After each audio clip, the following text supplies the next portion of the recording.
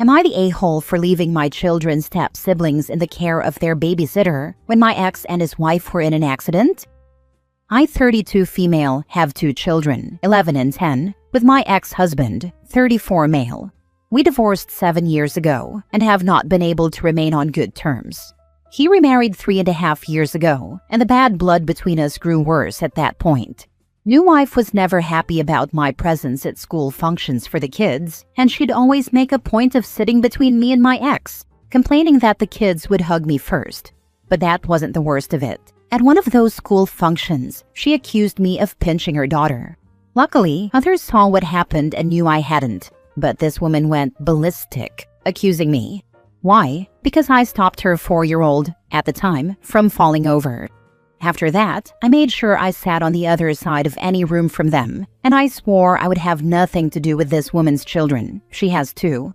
The lucky thing for me is my kids aren't close to them and don't ever ask to invite them over or include them in birthday parties that I throw for them. This makes it easier to keep my distance, so no more accusations come my way.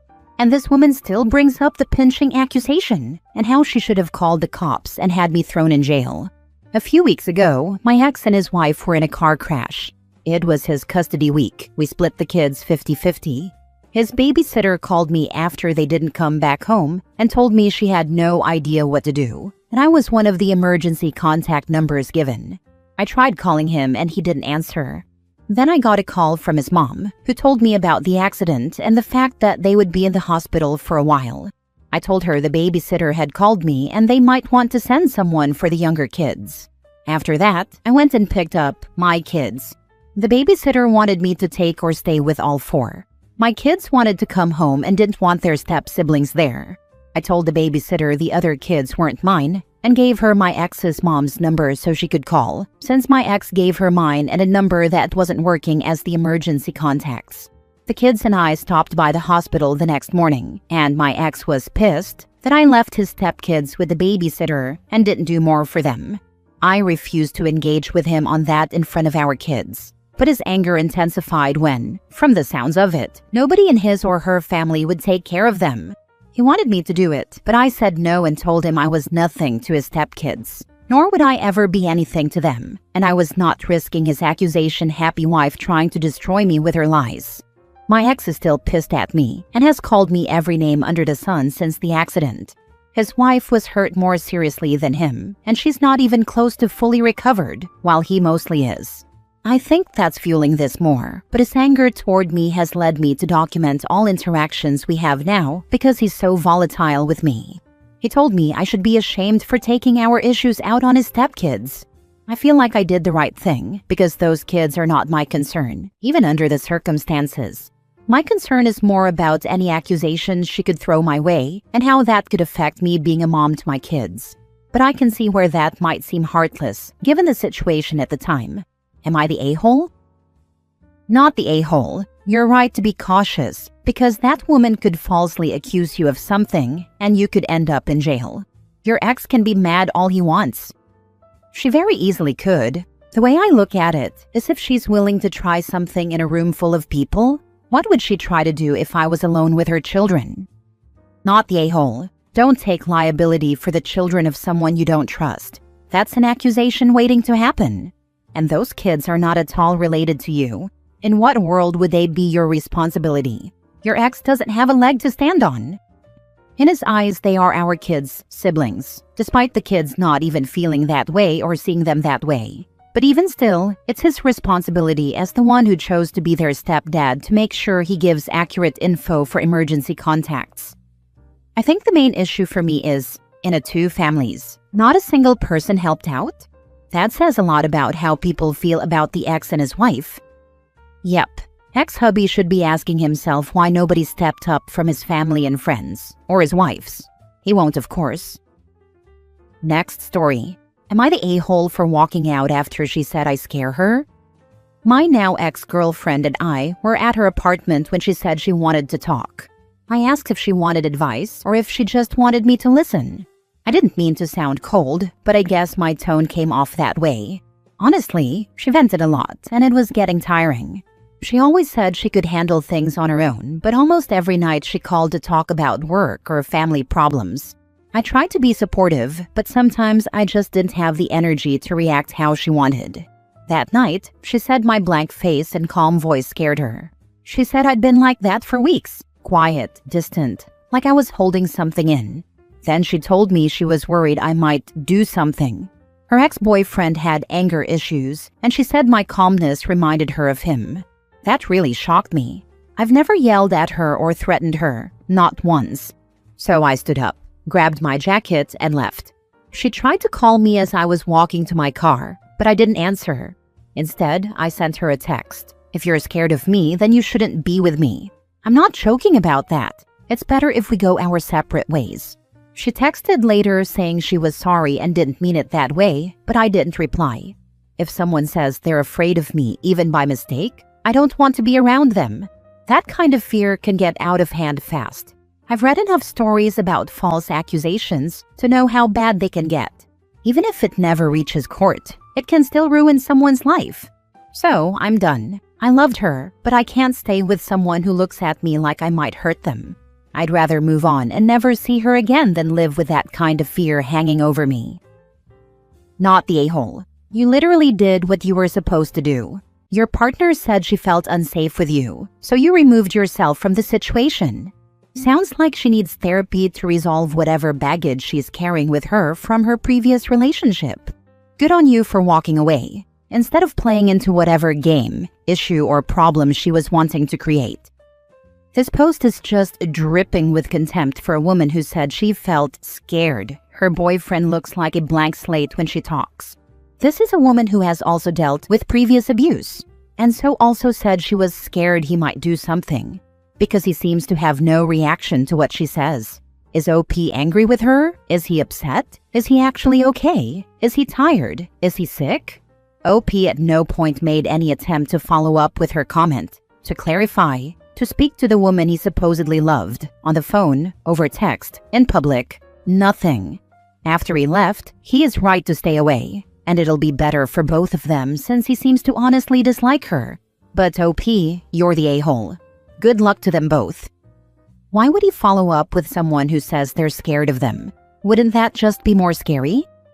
I have been scared by people before who I still talk to. Moments of anger and saying someone is scared shouldn't be a walk out the door. Walk out their life, never speak another word to them again, and immediately end a relationship with someone you were in love with. I am just getting slammed with downvotes, but I'm pretty sure it's reactionary, as I don't really see anyone else commenting why I'm wrong. I digress. My verdict is still you're still the a-hole, though everyone sucks here could work too, I suppose. People just see communication differently. What are you gonna do? That sounds abusive that you kept trying to communicate with people scared of you. Gross.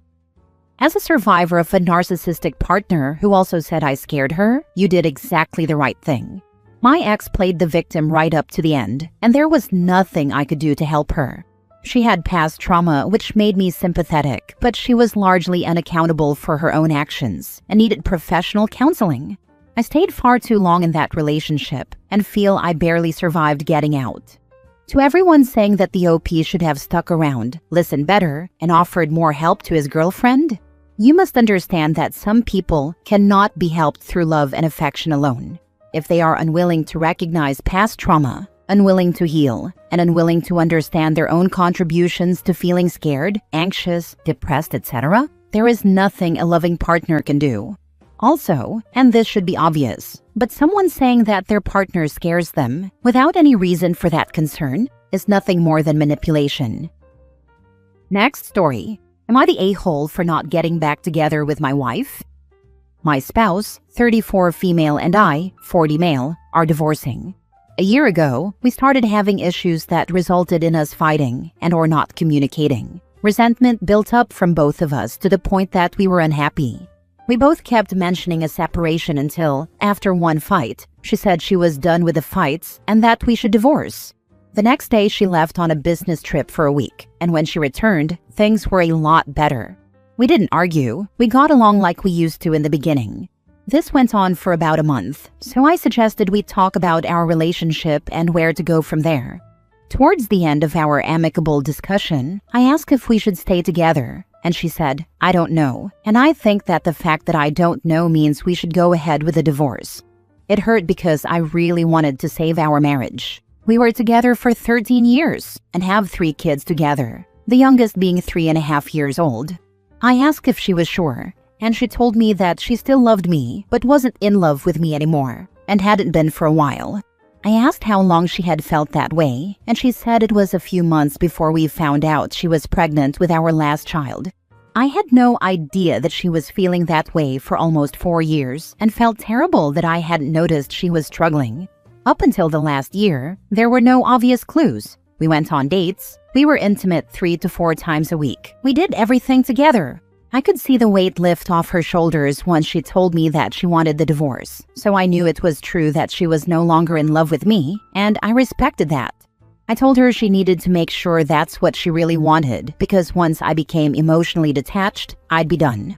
She said she was 100% sure, and that she would get all the paperwork handled, since she's better organized than I am. True.